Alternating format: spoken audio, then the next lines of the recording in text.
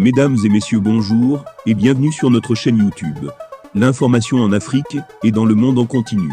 Ici, nous n'avons qu'un seul objectif, c'est de vous informer autant que possible sur l'actualité, la politique, l'économie et bien d'autres. Alors si vous êtes nouveau, abonnez-vous et activez aussi la cloche de notification pour ne rien manquer des informations à venir.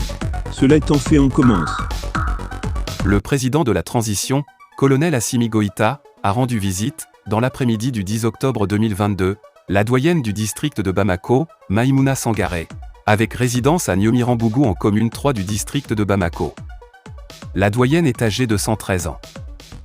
Dans le cadre du mois de la solidarité, le président de la transition, le colonel Assimi Goïta a rendu visite le lundi 10 octobre 2022, à la femme la plus âgée du district de Bamako, Maïmouna Sangaré à Nyomirambougou dans la commune 3 du district de Bamako. Née vers 1910, Maïmouna Sangaré est âgée de 113 ans, elle est mère de 3 garçons et une fille. La doyenne de Bamako a également 41 petits-enfants et 6 arrière-petits-enfants. Son état de santé à la date d'aujourd'hui est bon. Elle s'exprime toujours bien et a une faculté de réflexion impressionnante. La musique est son loisir. Depuis sa petite enfance, la doyenne Maïmouna Sangaré aime le petit commerce qu'elle n'a jamais exercé jusqu'à accent grave sa vieillesse. C'est aux environs de 15 heures que la délégation du président de la transition a été reçue à Nyomirambougou où vit la dame Maïmouna Sangaré.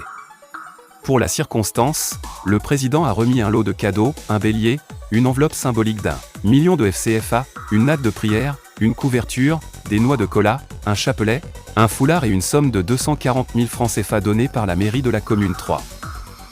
Un geste qui n'a point laissé insensible la doyenne, qui a naturellement formulé des vœux de paix, de prospérité et de réussite pour le pays. Elle a souligné au président que les jeunes Maliens sont au chômage et lui a demandé de bien vouloir créer des emplois pour les enfants du pays afin de mettre fin au banditisme et à la consommation de la drogue. Modibo Diarra, un des fils de la doyenne, s'est réjoui de cette visite du président. Selon lui, elle prouve qu'il y a des autorités de ce pays qui s'occupent des personnes âgées et c'est une bonne chose.